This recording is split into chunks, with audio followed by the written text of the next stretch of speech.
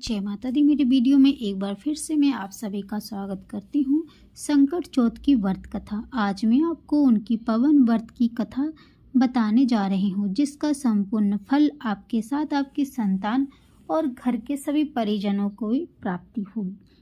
तो चलिए शुरू करते हैं। सतयुग की बात है। राजा हरिश्चंद्र के नगर में पूरी प्रजा सुखमय जीवन व्यतीत कर रहे थे। वहीं पर ऋषि शर्मा नाम का एक ब्राह्मण अपने धर्मपत्नी और पुत्र के साथ में रहते थे।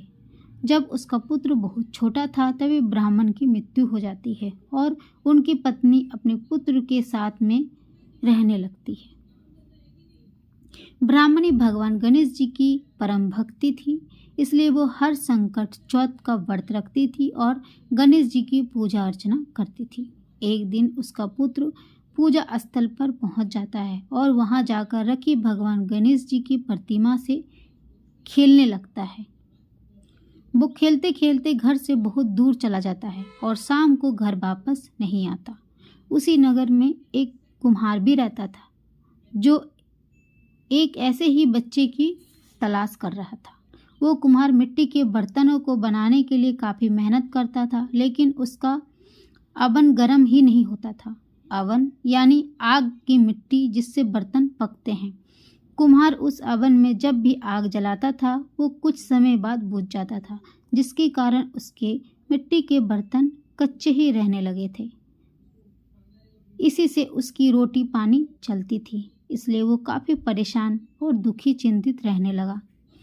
इसी समस्या को दूर करने के लिए वो एक दिन एक तांत्रिक के पास जाता है और उसके सारी समस्याएं बताता है और हल पूछता है। तब वो तांत्रिक उसे बोलता है कि अवन के बीच में किसी छोटे बच्चे को बलि दे दो, इससे उसकी अवन की आग जल उठेगी और बर्तन पक जाएंगे। संयोग बस उसी ब्राह्मणी का खोया हुआ पुत्र उसे मिल जाता है और वो उसे पकड़ लेता है। इसके पश्चात वो उस बालक को अवन के बीच में बैठा देता है और अपने बर्तनों को रख कर आग जला देता है। जब सुबह वो कुम्हार अपने बर्तनों को देखने के लिए अवन के पास जाता है तो आश्चर्यजनक रह जाता है। उस बच्चे को एक खरोच तक नहीं आती है और वो भगवान गणेश की प्रतिमा से खेल रहा होता है।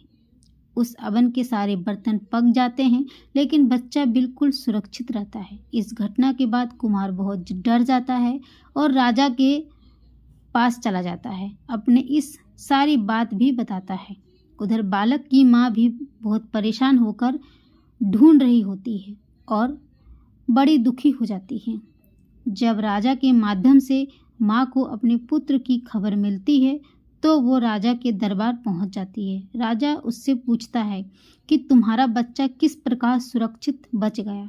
तो वो बताती है कि हे राजन, मैं कई टोना टोटका नहीं करती। भगवान गणेश की मेरी आराधना सच्ची है और मैं उनका पूजा करती हूँ और संकट चौथ का व्रत रहती हूँ।